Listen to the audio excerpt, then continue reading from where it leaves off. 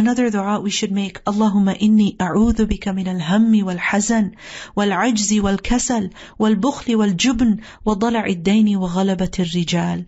O Allah, I seek refuge in you from grief and sadness, from weakness and from laziness, from miserliness and from cowardice, from being overcome by debt and being overpowered by men. Ya Allah, you protect me from all of this.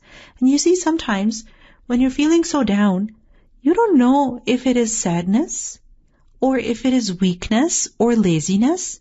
And you are feeling sad, and because of that sadness, you don't have the capacity to do anything. You don't have the mental bandwidth to do much work, and people think you're being lazy. You may have experienced this.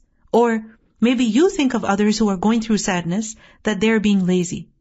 So whether it is laziness or sadness or weakness or grief, whatever it is, Ya Rabb, I seek refuge with you from all of this.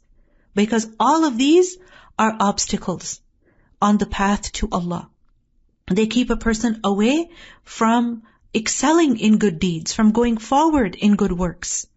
And they preoccupy a person and distract him from fulfilling the purpose of his life.